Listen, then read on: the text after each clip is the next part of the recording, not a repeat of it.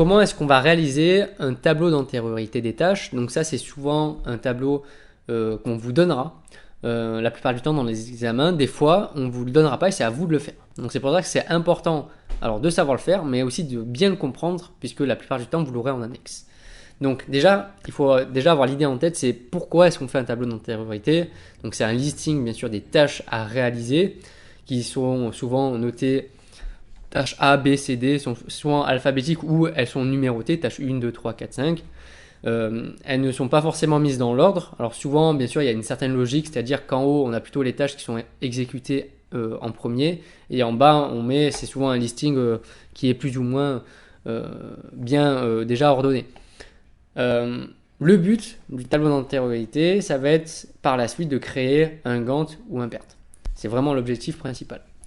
Donc, dans un tableau d'antériorité, vous avez le numéro de tâche, vous avez bien sûr la description de la tâche. Donc là, c'était un tableau que j'ai réalisé pour un projet de réimplantation c'était sur le rayon des animaux, donc du pet food.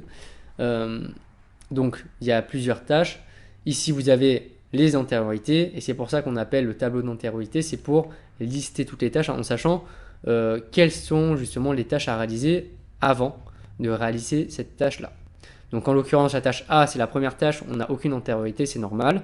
Par contre, la tâche B, pour pouvoir réaliser la tâche B, il faudra réaliser la tâche A au préalable. Pareil pour la tâche C et D. Par contre, pour réaliser la tâche E, il va falloir réaliser la tâche C d'abord. Donc une fois et seulement une fois qu'on aura terminé cette tâche C, on pourra réaliser la tâche E, donc le relevé de référence. Et ici, vous avez la durée en jours de chaque tâche. Donc là, ça va un jour. Donc la tâche la plus longue, c'est la recherche documentaire, c'est 10.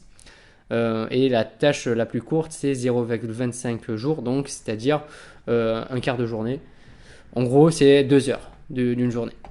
Donc, on va faire juste un petit débrief de ce tableau-là. Comme ça ferait un petit rappel de cours sur la méthodologie, sur comment faire une réimplantation. Donc là, c'est juste un extrait. Donc la première tâche que j'ai réalisée, c'est d'abord une analyse globale des performances du rayon, donc un diagnostic au préalable.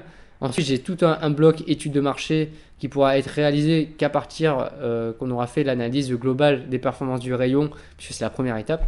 Donc là, après, vous avez les consultations des données, la recherche documentaire sur Internet, dans les journaux, dans la presse spécialisée et l'étude de concurrence. Donc là, ça, antériorité, la tâche A. Une fois qu'on a fini notre étude de marché et notamment la recherche documentaire, on aura le relevé de référence à faire en rayon, puis on va interroger le cycle, etc. etc. Donc c'est vraiment, ici, la colonne des antériorités, c'est vraiment l'une des colonnes les plus importantes de ce tableau-là, pour pouvoir réaliser ensuite le Gantt et le PERT en faisant les décalages qu'il faut, et en respectant tout ça, c'est vraiment primordial à respecter. Pour récapituler, du coup, on a le numéro de la tâche, qui est là, donc permet d'éviter d'écrire la description sur le Gantt et le PERT, puisque sur le Gantt et le PERT, on ne va pas mettre la description de chaque tâche, on va mettre uniquement tâche A, tâche B, tâche C. Là, on a la description précise, donc qu'est-ce qu'on fait plus ou moins précisément, ça dépend des tableaux.